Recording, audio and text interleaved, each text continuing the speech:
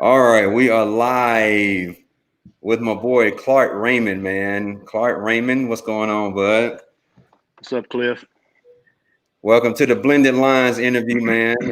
First, I just want to tell you thank you, man, for taking time out to do this interview. With you being a ex-police officer, I thought it would be good to get like a ex-police officer's mentality on like where we are right now as far as the climate that we're in, with police brutality and racial injustice and all of that stuff. Now, for people who don't know, you and I go way back, man, way back to elementary school. So for everybody who doesn't know, man, like Clark has just always been like just a real guy, honest guy.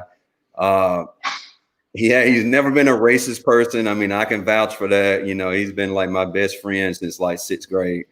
And one thing I've always respected about him is just how genuine he is. And he's not fake like myself. So I know one of the members in Blended Lines actually sent me a message and was like, look, if you could get like someone that's a police officer or was a police officer in an interview, that'd be great. And then, when I told my wife, she mentioned you. And so here we are, man. But look, I appreciate the time. So before we get started, man, just go ahead and tell everybody about yourself. I know you're not in Blended Lines because you're not on Facebook. Because otherwise I'd be like, what led you to Blended Lines? But just tell us a little bit about yourself. So yeah, I grew up in, of course, the west side of Jefferson County there with you in Forestdale, and Yep. grew up in a diverse community, average family, middle class family, great family. Had a great, a great upbringing, Yeah. a lot of good friends, and I guess kind of what led me into law enforcement. It wasn't a lifelong dream of mine. I wasn't a little kid that always wanted to be a policeman or nothing like that. Uh-huh. I actually, out of high school, I actually wanted to go into the fire service, to be a fireman, and Yeah. went to paramedic school and all that stuff. And then at the time of me getting out of paramedic school, the fire test or whatever back then, the civil service test, Mm. it got delayed for whatever reason. It was like in a holdup for a couple of years. And a friend of mine who actually went to high school with us, a few years older than us, Mm. became a police officer with the city of Birmingham, and told me how great the job was and great Mm. benefits, and that's what led me to take the police test and ultimately get hired with the city of Birmingham initially. Okay. So how long did you work in the Birmingham city I precinct? worked at North Precinct, North Birmingham. I worked there for from Ooh, 2000 to 2005. that's the hood. What's good in the hood? I know all It, about Birmingham. Didn't you do yeah, college too? I did. When I initially got hired, I was 21 years old, so I was young, Right. and I started. Yeah, they put me in North Precinct, and at the city of Birmingham and I'm sure things have changed since then. It's been 20 years, but you went on a 16-week training car program. So once you came out of the police academy, which was 6 months, you went to your assigned precinct and you were assigned to a shift, and you were put with a training officer for 8 weeks on one shift and 8 weeks on a different shift. And I Mm. started off on evening shift, where I trained in Collegeville, and then in Norwood up in that area. And for anybody who doesn't know, man, Collegeville is no joke. All right. It's like hood. So just to kind of give you a reference there. So, and I remember that, man. I think I had ran into you one day, and we hadn't seen each other since like high school, and you was telling me that, and that you were, a police officer over in Collegeville, and that just kind of blew my mind. Like, what? What? So I know after Birmingham is when you went to Hoover Police, right? I did. I left Birmingham in 2005. I want to say it was like March of '05, Mm-hmm. and went to Hoover and spent 10 years at Hoover. Yes. Okay. Um, when you were in the Birmingham precinct, Man, talk about, because okay, so for everybody, this is how I'm looking at it. Birmingham, and for people who are not from Birmingham or Alabama, the Birmingham precinct, uh, and correct me if I'm saying this wrong, Birmingham is mostly predominantly black area that's patrolled, right? By the North police. Precinct, yes. North Precinct, yes, but I'm African American, correct. Okay. And then Hoover, everybody knows Hoover, and we will say that that's maybe predominantly white area. Is that I, safe to I, say? I would say that's a good guess, yes. Okay. So when you were in the Birmingham precinct, just tell us, like, what were some day-to-day things that you would experience just being a police officer? I mean, talk about the good and the bad. Well, being brand new to the job, Uh-huh. never really had a lifelong aspiration of being a policeman, had no family members as policemen, not really knowing exactly, how it was going to be. The first day, I can just remember feeling like I was in a costume, like I was, like it was Halloween or something, just because it didn't feel, it wasn't normal for me. And I can just remember my first day. I was very fortunate on both of my 16 weeks to be placed with training officers who had a lot of tenure, who were excellent communicators, Mm-hmm. and who actually grew up in the inner city. So I was placed with those guys, and I give them a lot of credit just for the way that I started my career and how I ended it. I was very Mm-hmm. successful. So that was a big part of my career there early on. But yeah, Collegeville, my very first day, call after call after call, and I'm 21 years old, not married, no kids. Right. Going to a domestic violence situation, trying to tell two grown people how to separate and stop their marriage from falling apart. Me telling somebody that Right. at 21. So I can just remember those first few weeks were difficult. Right. Just to me starting the job, and seeing a lot of things that I never knew existed, because a lot of things that go on, and not just in Birmingham but everywhere, you don't hear about it every day. Right. All the disruptions, all the stuff that law enforcement actually does deal with, and I Mm-hmm. can just remember my second day on the job, going to my first homicide. Mm-hmm. So it started to getting real, in a hurry. Right. So I started to mature very quickly, at that young age, and like I said, I had a lot of good people who trained me, Mm-hmm. um, to teach me to do things the right way early on. That's good, man. And I mean, I keep it real in my interviews, man, and in my group. And Yeah. was it uncomfortable with you being white going into a predominantly black area that's considered like the hood? It wasn't, and that's straight truth. It really wasn't, and I don't know. Like I said, I grew up in a diverse community, as you Right. know, and Right. we didn't grow up in the hood necessarily, Mm-hmm. but we went to high school and elementary school and junior high school with many different aspects. I mean, diverse people my whole life, Mm-hmm. and I just remember as a kid, we would go shopping over in Five Points West. Like I don't like to me, nothing. I just remember those Parisians, used to be over there. I mean, nothing. Nothing really. No, it didn't. Like going into people's homes, I never felt uncomfortable. Um, but there was some bad days, that Uh-huh. I had, of course, and because I was white and I was in law enforcement. But I'm gonna tell you, Cliff, the key to my success there and Mm-hmm. in Hoover and everywhere else is communication. I mean, that's the key to it all. I mean, straightforward. How you talk to people is what you're going to get in return. Now, does that work every single time I got into a confrontation with somebody, or I was called to end the confrontation? No, it Mm-hmm. didn't work every time. Mm-hmm. But the majority of the time, the way that I approach people and the way that I talk to people got me a long way. Mm-hmm. Just in my job. No complaints ever. 15 years. Mm-hmm. Always try to do what was right.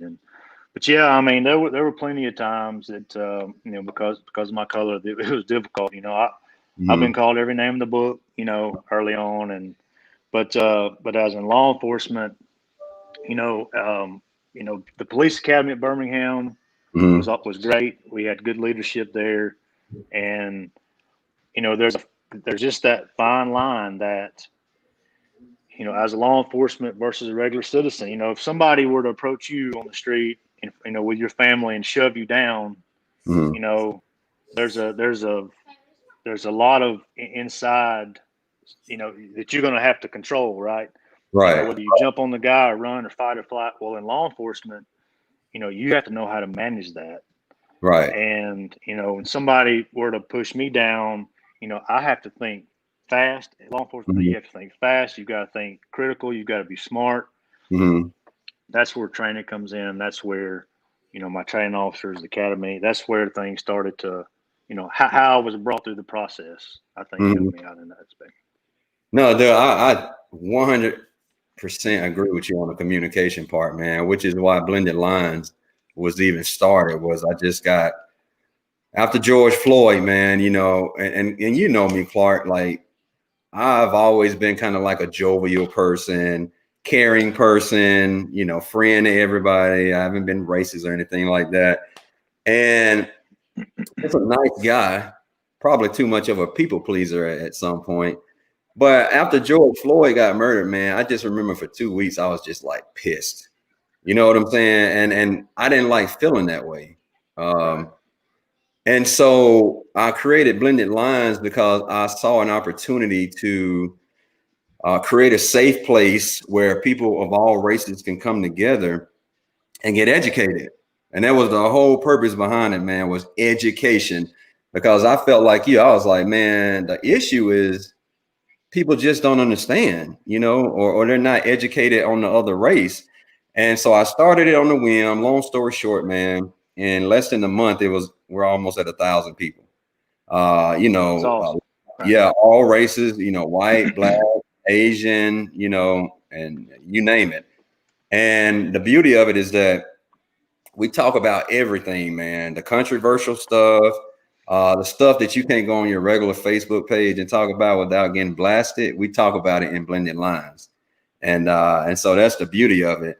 So that's a good segue into the George Floyd, man. After the George Floyd murder, what was your take on it, man? Like, give me your mentality with you being an ex-cop, and a dad, you know what I'm saying, and a husband.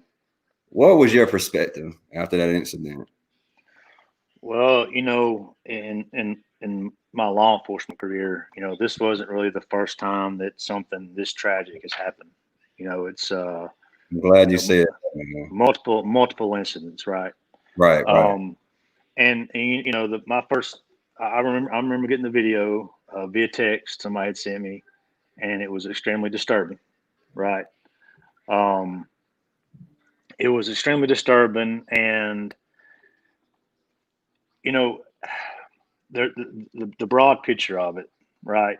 Mm-hmm. Um, I knew personally that this was going to affect many people, right? Mm-hmm. Like you said, the anger, the tensions, Mm-hmm. but I also knew that it was going to affect my fellow law enforcement, brothers, if you want to say that. Um, how their job, because I can tell you for a fact, at the city of Birmingham and Hoover, where I worked both places, Mm-hmm. I can tell you for a fact that I don't know the exact percentage, but the majority of law enforcement officers, 99%, Mm-hmm. were disturbed by it, Mm-hmm. and I knew that they were going to have to pay the price for someone's ignorance. If that makes Mm-hmm. sense, Mm-hmm. It does. um, because nobody wants to see that happen, Right. and everybody felt the same way you felt. Mm-hmm. The same way that majority of America felt watching this video. Mm-hmm. If that makes sense. It does. Um, you know, um, and I knew that was going to be a issue too. So. Yeah. And so I have some group members in here asking questions, man. So one question that we have up is, what do you feel about training and how to restrain people? So over the years, that's changed quite a bit.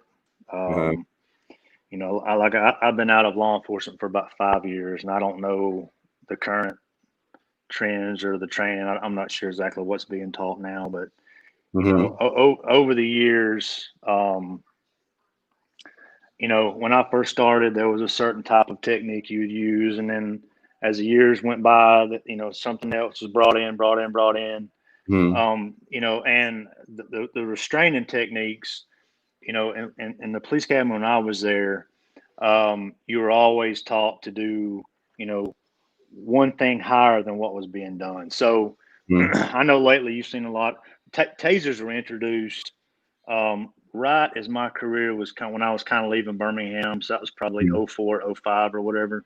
Mm-hmm. And that was, I guess, a new tool that they had provided law enforcement, because prior to that, if you became in an altercation with a person and they were combative, or they would not comply with whatever you were asking them to do, Mm-hmm. then your first step was usually pepper spray, right? Mm-hmm. Well, the taser, when the taser was introduced, it was kind of introduced on the same lines as that. Uh-huh. um, so I mean, you just kind of kept, as the confrontation kept moving up, you had to move up, always one above the person you were talking to. Mm-hmm. So that the technique, I mean, there's so many different ways. I can't really explain a certain technique. I mean, it just depends on the situation, that you're involved in at the Mm-hmm. time. I mean, it could be a verbal confrontation, or it could be a, physical confrontation. I mean, there's just so many different, I guess restraining. I don't know exactly what she's actually wanting out of that, but Right. Well, it kind I of guess if leads she's to, talking about maybe, yeah, she's talking about like, go ahead. what kind of leads into another question that Stephanie asked was, how are you trained as far as getting a situation under control? Like, how Well, are you trained to de-escalate a situation, I guess. first communication, right? Right. You want to communicate with the person, Right. um, and many times, it depends on the type of situation there too. Is the person, some mentally incapacitated of some sort? Right. Or are they drunk? Yeah. Are they on some sort of medication, some sort of illegal Right. drug? Yeah. So there's a lot of circumstances there too. But in a normal situation, you would hope that your communication skills, the way that you verbally talk to this person, they'll comply with whatever you're asking them to do, and then there won't be a need to restrain. Right. Um, but if something led to that, um, you know, I guess as far as getting somebody under control, I mean, it's just kind of there's, like I said, are you in a physical confrontation with them? I mean, if you're rolling around on the ground with somebody in a physical confrontation, Mm-hmm. you just kind of do what you have to do to try to get them subdued, restrained. Right. But there's so many different, I mean, there's really so many different things that could possibly happen. There's Right. no certain technique, um, that you would use, as far as, there are handcuffing techniques, Right. but that would be in a perfect scenario. Right. I mean, if somebody was laying on the ground and complying, Right. that would be when that technique was used. But in an altercation, man, it's just kind of, however you can get it done, Yeah. I mean, but that's a good perspective, man, because I think people fail to realize that there are so many other things that contribute to the situation. Like you said, drugs, a person's mental state, are they pissed off? Are they intoxicated? Are they on a drug, medication? Um, because that's another reason, like in this environment that we're in, man, and you spoke on it. Um, there's a lot of good cops out there. You know that. I mean, there, hell, yeah, I used to brag on you all the time, man, when you were a cop and was like, look, even if I was around my homeboys or something and they was bashing cops, I was like, all of them not like that, man. Um, and right now, man, I know a lot of them are probably going to get heat because, after George Floyd, it's like people are putting like some people are putting cops into just one bag. you know, all bad guys. No, that's not the case. Another good question, man, by one of our members is, in your let's see, in your time in law enforcement, did you work with any officers who you thought were racist or would treat one race differently than others when interacting with citizens? I personally did not. Um, I worked with at North Precinct. I'll start with Birmingham because that's where I started. Mm-hmm. It was extremely diverse group of guys, and once I got off the training car, I was assigned to evening shift, and Mm-hmm. to this day, I would say the camaraderie between those guys was unbelievable. Mm-hmm. I don't think it's that way now, Uh-huh. but I mean, probably half of the shift, grew up in North Birmingham or grew up in the surrounding area, Mm-hmm. so they still had family living there. Okay. Definitely not Birmingham and Hoover. If there were people of that nature, I never saw it. We Okay. had a, we had a diverse group there too, but it was extremely separated between. You had officers there who have never worked anywhere else in their life, and they came from college straight to Hoover. Mm. You had guys who had been in the military that went straight to Hoover, and you had, it's kind of a cliquish type atmosphere where you had guys like myself who came from, larger departments Mm-hmm. who saw a lot more and dealt with a lot more, and then moved into Hoover City, and Mm-hmm. and the big reason officers or myself rather Mm-hmm. went to Hoover at the time, was because of money. Okay. Obviously law enforcement doesn't pay very well, and Hoover at the time did, and Right. so that was kind of your goal, was to kind of obviously take care of your family and finances, and Right. that's Right. why I left Birmingham, because I mean at Birmingham I had a great career, and Mm-hmm. I was I had plenty of opportunities. I could have stayed and probably been promoted and moved up, and I was well Mm-hmm. liked there and did a great job. But end of the day, got to put food on the table, so that's why I moved. But at Hoover, no, I mean I didn't have that feeling any day I was there. No. Okay. Okay. Well, I mean, was it like a big difference going from predominantly black Birmingham being a police officer to predominantly white Hoover? Like, what were some of the major differences, man, from Birmingham to Hoover, Um. or are there any? Oh, there's differences, yeah, for sure. Let's talk. Um. Yeah. So just being upfront, I mean, I came from a precinct where I was probably answering 15 plus calls or more a shift, to maybe answering two a shift. So from Birmingham When I first 15 to Hoover, two and Hoover. to two a shift. Yeah, and Ah, things have changed over the years, obviously, right? right. I worked many different positions at Hoover. I was on patrol, and then I was a motor scout for a Yeah, long you were time. a Boy Scout. Yeah. Yeah. So all I did as a motor scout was work traffic accidents. I worked traffic fatalities, that kind of stuff.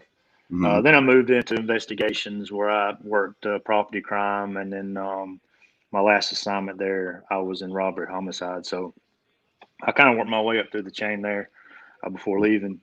Mhm. But yeah, I mean, the biggest difference, call volume. I mean, as far as traffic stops go, if there was a Mhm. traffic violation, Mhm. it's just, yes, sir, Mr. Police Officer, that Yeah. kind of stuff. And it was a little bit different as far as the atmosphere, right? I mean, um, Birmingham, North Precinct, predominantly black community, Mhm. um, Section 8 housing, and then you had, a lot of older individuals who lived in Collegeville who've been there their entire life.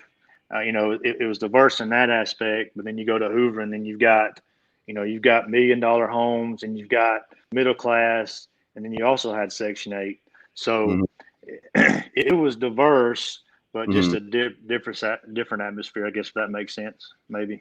No, it does, man. And one thing that I'm thinking about, so I know how you grew up, and I know that you grew up in a mixed school, mixed neighborhood. I stay right down the street from you, so you've been around black people, and you're comfortable around black people. All right.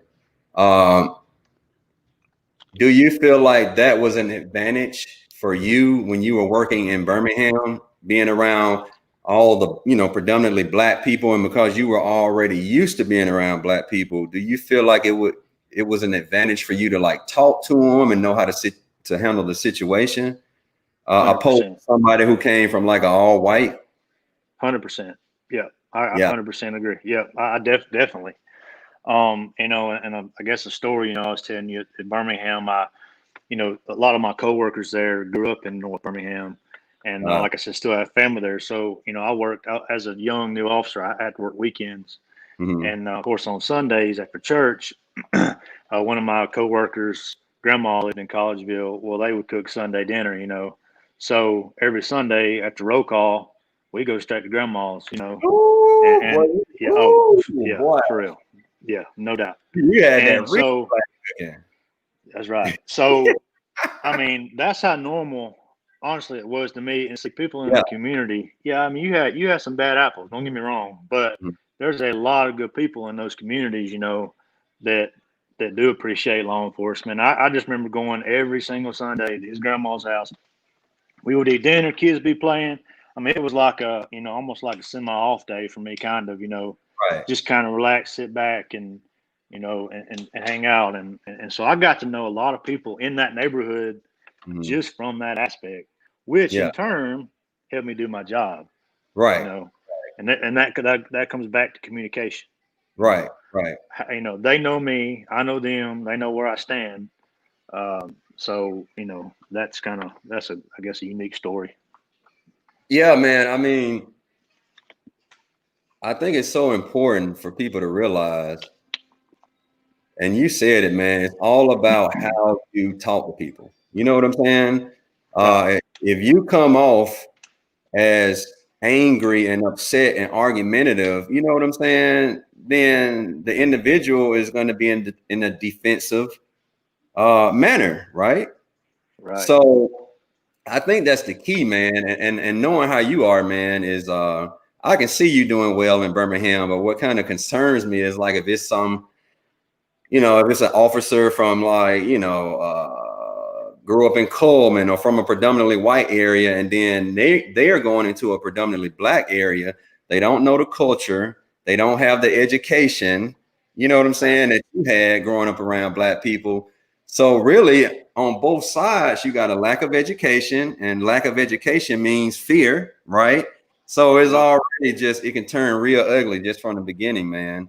And it all goes back to Mhm. training. All right, it goes back to, Yeah. okay, can a person from a predominantly white area change? Absolutely, Yeah. but it starts at home, right? How Right. they were brought up, and the second, going into law enforcement, it starts off, who is their training officer, who's training them, Mhm. because there were several guys that came to Birmingham that were from predominantly white areas that were successful. And, you got to have an open mind. You've got to learn. You've got to learn about people. You've got to learn about where they're from.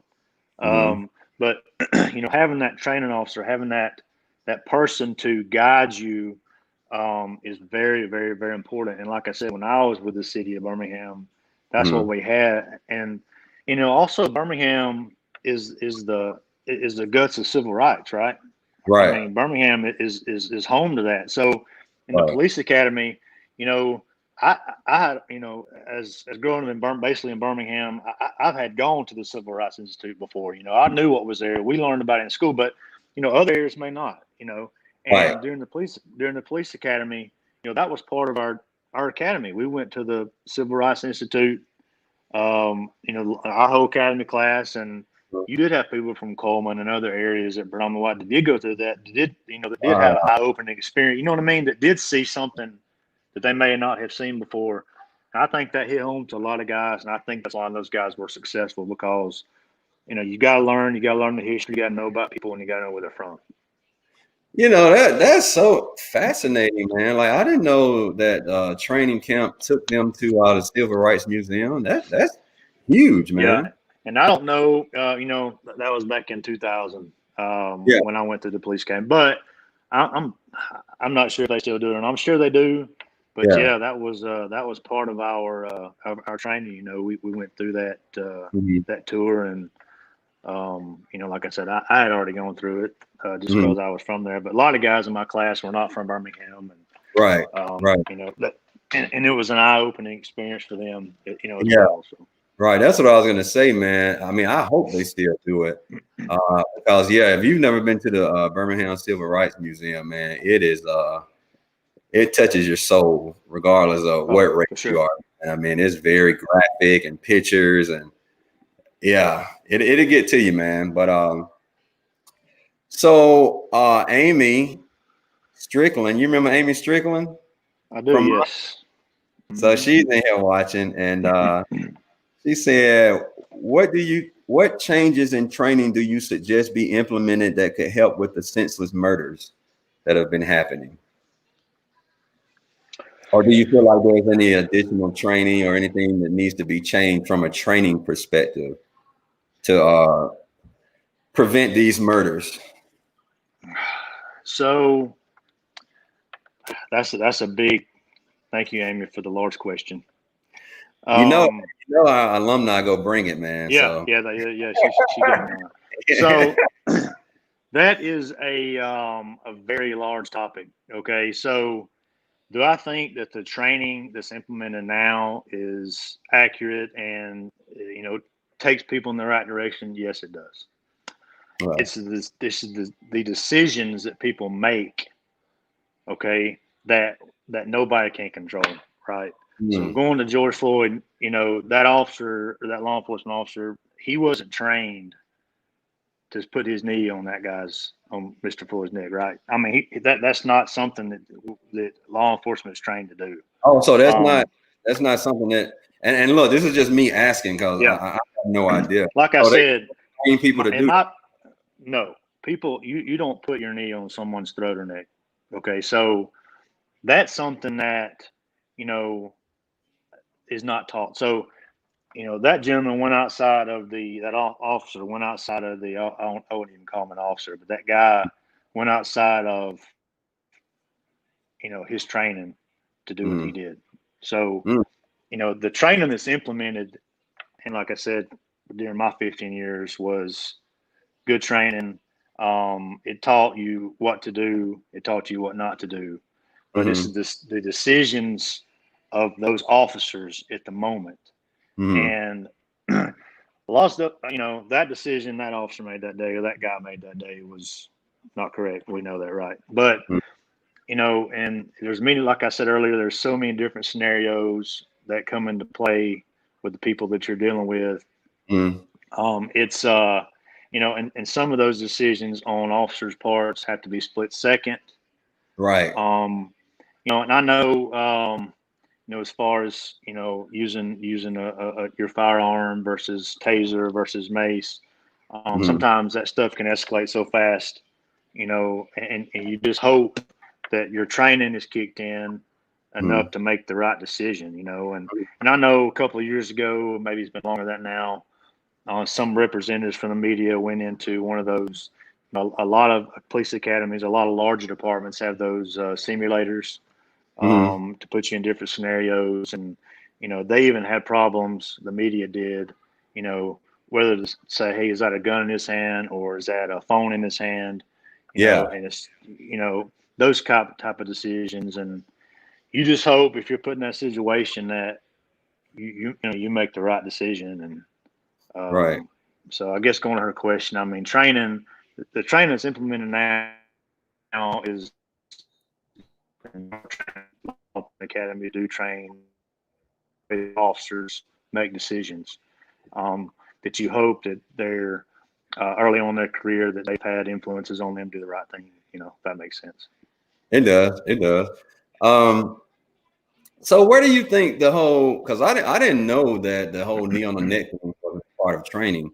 So if it's not, where do you think that's where they getting it from? Where does that move come from? Somebody That asked, is it a military tactic? Somebody asked. that was his decision to do that. In law enforcement, um, you know, you're the only time you would, for instance, if you talk about batons, collapsible batons now, um, Mm-hmm. you know, to strike someone in the head or neck, that's considered life threatening, right? Mhm. That would be considered on the same lines as you shooting somebody. So, you know, to put your knee on someone's neck is fatal. I mean, you're on the spinal cord. Of course, you're cutting the air off from the person breathing, right? So that is not taught. No, that is something that he did. Right. No one taught him to, and that's why he's in the situation he's in now, right? Yeah. He's going to get prosecuted.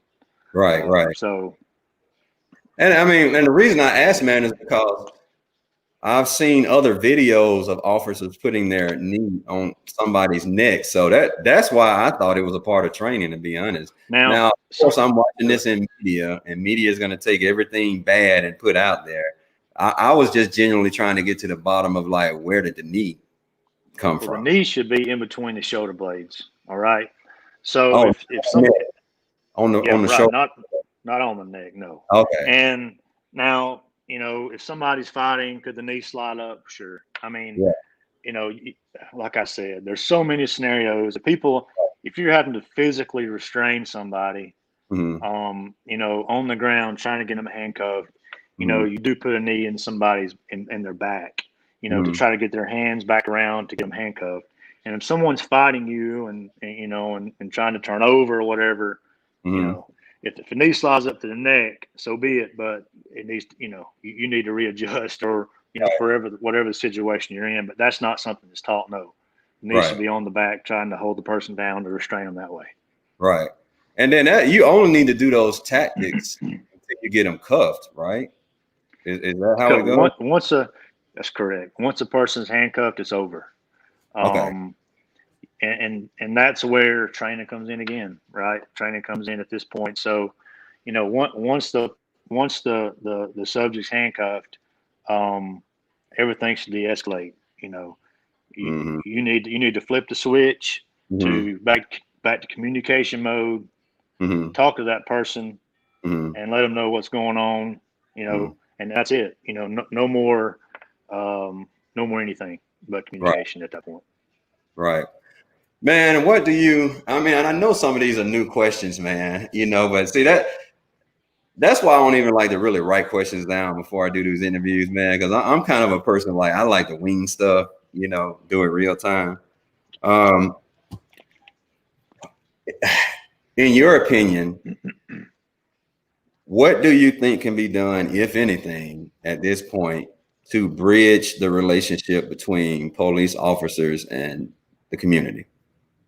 Just as a whole, man. During my time, that subject came up many times. Yeah. This is not something new. It's come up many times, and I know within the city of Birmingham and even at Hoover, I mean, it all goes back to the word communication. I mean, you've got to get out in these communities and talk to people. Now, are you still going to have people doing things they're not supposed to? Yes, absolutely. You're going to Mhm. have people who don't want to talk to you. Yes, absolutely. But your biggest goal is to get out and to communicate, and that's the only way that the gap's going to get bridged. That's it. I mean, Yeah. if people don't talk about it, if people don't, if they don't, meet their local law enforcement officer, Birmingham, the city, they need to realize how fortunate they are. They have an officer assigned just to their neighborhood every day. Every day, and a lot of people don't have that in this in Alabama. Really, Uh, they have this, and the majority of the time, it's the same person every day, same person. oh, really? So Wow. every day, yep, that person's assigned to that beat or that community, and the guy that I trained with early on, I mean, Mm-hmm. he knew everybody, Mm-hmm. and and everybody knew him, and There that was helped me. that thing going on, wasn't it? That's it. And yeah, if he knew he knew if somebody didn't go to court, he knew, where they were going to be hiding. He knew, if this lady was on, he knew who to call to look for. I mean, he knew everybody. And if people needed something, they would call his cell phone. Back then, in 2000, to have a cell phone, it was, 50 minutes, you're going to pay $300, you know? So he, you know, I was like, man, Hey, how long call you me talk? back after 8 of my minutes are Yeah. free. Yeah. Yeah. So people, I just remember, you know, I didn't have a cell phone hardly, you know, I had one in 2000, but I didn't use it. But, you know, I just remember people calling him saying, hey, can you please drive by my house? You know, it's just communication, you know, and, you know, and I think it's important for the community to know exactly what law enforcement does, what they have to deal with, you know, because at the end of the day, we're all human, you Right. know, and we all leave and go home to our families. We all go to the beach and we all go out to eat. And, you know, it's important for the people to know their law enforcement individually, you know. I mean, ask them questions. You got kids, I mean, your kids play baseball, your kids play golf, whatever. I mean, it's I know people forget that, and in situations like George Floyd, hurts the good people, you know. Yeah. And like I said, I don't, you know, I knew when that happened, you know, I knew that, you know, I have good friends, and you know, because they want to go home after 8 hours. They don't want to have to work 16 hours. They want to go home because their kids got baseball practice or basketball practice or whatever. Right. And you know, and those incidents happen, and unfortunately, people have to do, you know, deal with the repercussions. So Right. Right. I kind of got way off topic, but No, dude, you didn't. Like I said, this is a casual conversation. That's why they're so good, man. Is because it's not scripted. We're just having a conversation. It's just other people and happen to see it online live. But I right. love what you said, man, right there where you said at the end of the day, we're all people. We all got families. We all got kids that we want to go home to. All right. Uh, and even though it's something unfortunately that happened to George Floyd, and you know, a lot of black people have gotten killed, uh, I'm more about getting to the root of the problem. You know what I'm saying? So it can be fixed. Period. All right. Yeah. And in my blended lines family, no, man, it's all about love in our group, respect. You come in there with that hate and stuff, it don't fly in my group, man. Like you go get booted out real quick. All right. And so that's what I want to do, man, is, you know, it's not going to happen overnight. We know that, you know, racism is not going to go away overnight. And you know, racism is this, man, because we were friends. You know what I'm saying? I'm sure I told you about some of the stuff that I went through as a black person. I was always at your house, you know, but I got to see how your family raised you. Your mom, we Facebook friends. We still cool. You know, she cooked dinner for me, and I'm gonna be honest, man. I didn't have a lot of white friends whose parents was cooking dinner for me, bro. So for me, it was like, wow, Clark mom, cool, man. She cooked me dinner, you know, and she white, you know. I mean, that's the mentality. Hey, I can remember, you know, going back. I don't remember how long ago this was, but you were talking about you took your son. You guys went on a field trip to a cotton farm, I believe.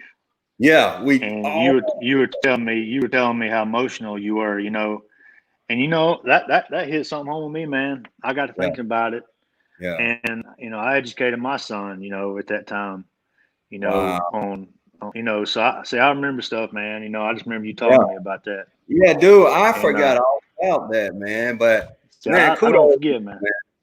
kudos to you for talking to your son, man, because you know that's what my voice is being is to, you know, for parents is to look, talk to these kids, man. Now, I don't tell anybody how to parent because it's different for everybody because each kid is different. Right. But for my kids, I don't sugarcoat anything and I just give it to them raw. And the reason I do that is because I know the world isn't going to sugarcoat it. So I want to go ahead and prepare them for the world. So I talked to Cam about racism at 7, you know, and I told him about how daddy was called a nigger like every other day growing up. And I kept it raw with him, but at the same time, I taught it in a way to where we are going to love others, you know, and you can't just judge a whole race of people because some other people do bad things. All right. And I think if we can get all parents of all races just talking about race with these kids at an early age, man, I think that'll kind of help with alleviating or bridging that gap in the future. So what's your son's take on racism? Does he understand it? Because I know when I told Cam, he didn't really get it, man. He couldn't understand the hate part, which I don't even understand that, and I'm 42. But does your son understand what racism is, you think? He don't. I don't think he does. I mean, because right now, I mean, he sees everybody the same, you know. And don't you wish you could keep? Don't you wish you could keep that innocence all the way, you know, all the way up? Uh, Yeah. and that's what I got at the moment. Yeah. Um, he don't understand. He does see the news, you know, and he knows that Dad was in law enforcement, and he don't understand. You Yeah. know, we do talk about it. I did talk to him about the George Floyd incident Good. and how that guy, you know, he's not a policeman. You know, he Right. should never be labeled as one. Right. And I said, hey, Daddy did not, you know, because he saw that and started linking that back to policemen and knew I was a policeman. So, you know, Wow. I had to sit down and tell him, hey, you know, do you understand where I was going with it? Maybe. You know, he's very smart. Mhm. Thinks he's smarter than me plenty of times, but you know, it's just it was a difficult conversation to have with him. To hey, listen, you know that Daddy's friends, you know all the people I hang out with, you know that they're not like this, you know, Right. and so you know that was a conversation I had to have with him. But Yeah. like I said earlier, I do talk to him about it, but like I said, you know, he don't see the at least in our community, you know, he's got plenty of black friends, and he don't understand, like Right. you know why things are happening this way, and he will one day, and we'll have to have another talk. But Right. you know, right now I don't, you know, like you said, I don't. He don't understand the hate thing, and Yeah. you know, he don't understand why people are saying what they say. So Right. Right. Well, look, yeah, man, tell him I don't either, man. And I'm 42 and I probably never understand it, man. right. But look, man, we coming up on the end, man. I told you these interviews, they go quick, but man, look, you gave some really good wisdom, man. And the reason why I wanted to do this was because I just, I want people to see both sides, man. There's always two sides, right? Do I believe there are bad cops out there? Yes. Do I believe there are good cops out there? Absolutely. You're one of them, or was one of them. Um, and it sounds like, to sum it all up, man, relationships and how you talk to people, man, it starts there. Because I could so see, knowing how I am, I can tell you now, if I was a cop and I had a beat with the same people, man, I know them people names, their kids, their families. We'd be a family when I come around, Right. I treat everybody with respect, and treat everybody like how I want to be treated. So That's the key word. You know, how yeah, you want to be treated is the key word. That's right. yeah. And well, look, we got the users on here. They're looking, man. They're saying thank you, Clark. Thank you for your service, and and for your protection in Hoover and Birmingham. I appreciate you, bro. You always been a good dude, man. You really have always been a good friend, awesome father. I have to talk to your wife about being a good husband or not. I got to call and ask her for. I'm just messing with you, Well, hey, man. let me get my house built before you ask me any questions about that. That's Yeah, you don't want to ask no questions right now, bro. I've been down that road. Trust me. Hey, bro, I appreciate you, man. Thank you for your time, bro. Give me some. Yeah, man. Hey, All right. hope it was worth. Hope I gave you what you needed, man. I hope everybody Yeah, enjoyed it too. So yeah, hey, you did, man. You were great, man. And the Blended Lines family appreciate you too, man. Great insight, great interview, man. All right. good deal, man. Thanks, Cliff. All right, man. Have a good one. Be safe. Stay away from that COVID. Hey, man, I'm in the kitchen working, brother. Can't get no safer than this, right? All right, man. Take care, bro. See you, man. All right, bud.